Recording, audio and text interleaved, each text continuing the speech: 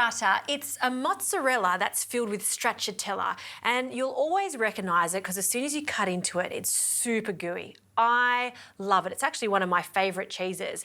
It is fantastic with the simple tomato and basil combination, but why not change it up and serve it with some cannellini beans and pesto, a fantastic combination. Now I want to show you how to cook cannellini beans from scratch because it's really easy, and this technique applies to all dried beans. So you can see how little they are at the beginning, quite firm, but after soaking them in water for 24 hours or overnight, you can see that they swell, almost double in size. You want to do this because it'll just make them extra creamy once they're cooked. It also speeds up the cooking process. So I'm going to add these beans, I've drained them from the water, into a pot. To that, I'm going to add some aromatics, so 1 onion, and to give the beans some more flavour, I like to add just some clove. Now, we don't want to eat the clove, we just want to perfume the beautiful beans. So I like to stud the onion with the cloves, so just 2 or 3, like so. Into the cannellini beans, along with 2 bay leaves, but you can change this up. You could add some rosemary to this, some thyme, any hard herb works well. And then we're going to cover this completely with some water. So we'll cover that up, lots of water, even 2/3 over the bean line would be fantastic. And now we turn the heat on. I'll bring this up to the boil, then turn it down to a medium heat, then the lid goes on. Now it's really crucial not to season these yet because it'll make them quite tough. So we're going to season them after they cook. Now this is going to take about an hour and a half, or until they're super soft. And I'm also going to serve this with some toasted bread.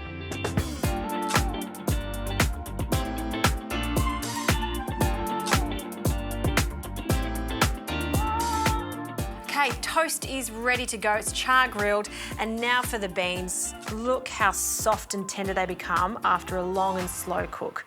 Creamy goodness, I just love them. Now to really bring out their flavour, you need to season generously with some salt.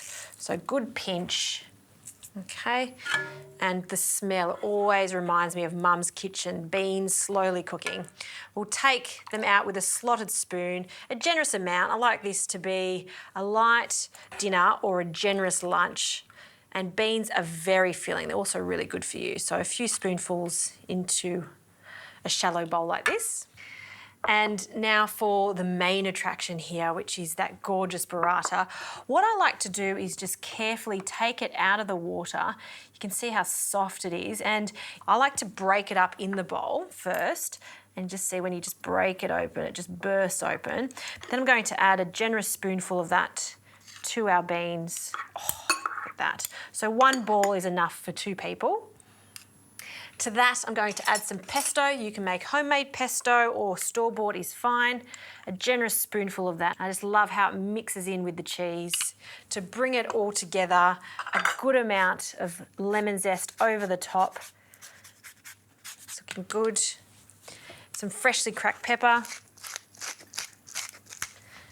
And some extra virgin olive oil over the top.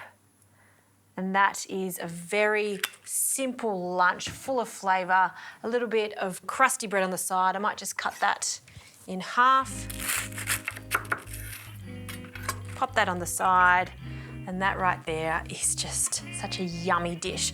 The best part about it is mixing in that pesto with the burrata and the beans.